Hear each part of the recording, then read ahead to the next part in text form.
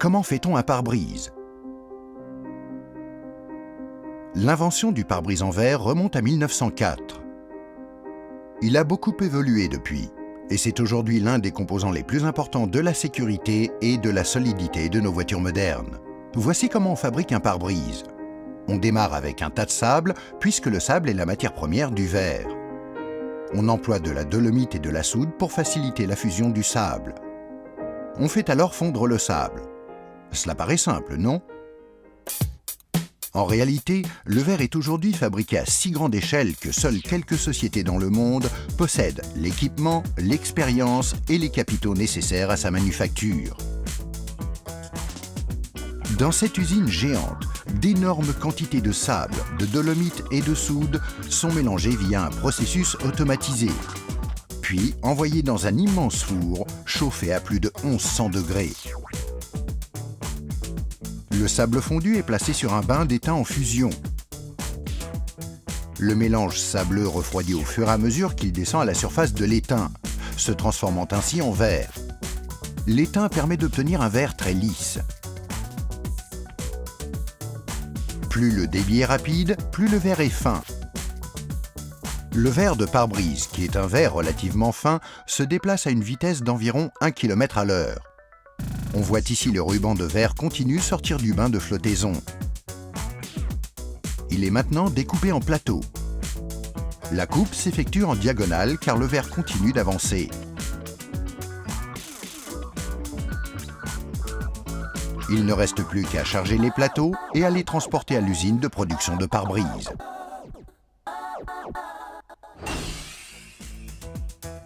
Ici, un plotteur automatique guide une molette qui va inciser dans le verre le contour du pare-brise à fabriquer.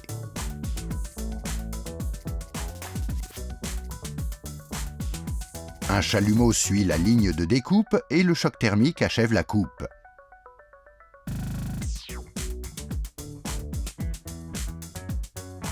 Le verre est alors passé contre une série de bandes de ponçage pour éliminer les arêtes coupantes. C'est ce qu'on appelle le lissage. Le verre est maintenant lavé à l'eau savonneuse.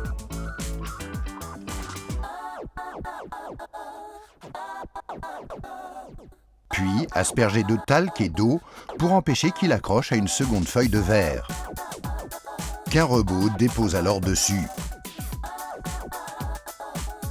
Les deux couches du vitrage feuilleté se trouvent ainsi pour la première fois au contact l'une de l'autre. On place ensuite la bande d'obscurcissement, un film noir qui est sérigraphié le long du bord de la feuille intérieure du pare-brise. Cette bordure sombre a une double fonction.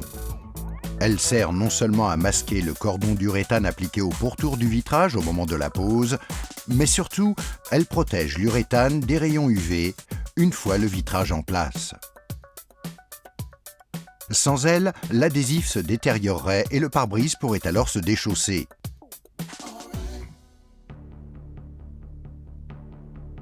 On procède ensuite à un examen visuel, puis au cadrage qui permet de s'assurer que les deux feuilles sont parfaitement alignées, avant de les poser sur 4 tiges de métal qui vont s'affaisser pour guider le verre dans le fer à cintrer. Le fer a la forme du pare-brise qu'on est en train de fabriquer. Le verre s'assouplit et prend la courbure du fer à cintrer. Il est ensuite refroidi lentement pour se fixer dans sa forme définitive. Un robot découpe alors une feuille de plastique, du polyvinyle de butyrale ou PVB, à la forme exacte du pare-brise et la pose sur l'une des feuilles de verre. L'autre feuille est alors placée sur l'ensemble et l'on a maintenant tous les éléments de notre pare-brise feuilleté. 2 couches de verre et une membrane de PVB intercalée. Cette structure à triple couche est ce qui rend le pare-brise si sûr en cas d'accident. Bien que le verre puisse casser, la membrane de PVB l'empêche de voler en éclats, assurant ainsi que les airbags fonctionnent efficacement et que les occupants ne soient pas éjectés. Mais notre pare-brise n'est pas encore terminé, puisqu'on voit encore très mal à travers ce vinyle blanc laiteux. Il a ce qu'on appelle un grain de surface à répartition aléatoire. Le pare-brise est donc passé dans une machine qu'on appelle le compresseur, qui utilise des rouleaux de caoutchouc pour extraire l'air du PVB. L'air s'échappe et le grain est écrasé, créant de petites ventouses qui plaquent les feuilles l'une contre l'autre. Le pare-brise est déjà plus transparent. Un robot attache alors la patte de fixation du rétroviseur.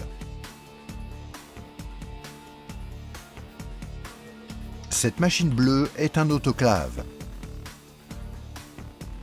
Il s'agit en fait d'une grosse cocotte minute avec laquelle on va éliminer les dernières poches d'air qui subsistent dans le pare-brise. Il est maintenant temps de procéder à l'inspection finale. On vérifie qu'il n'y a pas de rayures, d'éclats ou de contamination entre les feuilles de verre et la membrane de vinyle. Un examen à la lumière polarisée permet ensuite de s'assurer qu'il n'y a aucun défaut de stress. Si tout va bien, le pare-brise sera alors expédié chez un manufacturier automobile pour être monté sur un nouveau véhicule ou chez Belron pour fournir un pare-brise de remplacement identique à celui d'origine. L'un des millions de pare-brises posés chaque année dans le monde. Et tout cela à partir d'un simple tas de sable.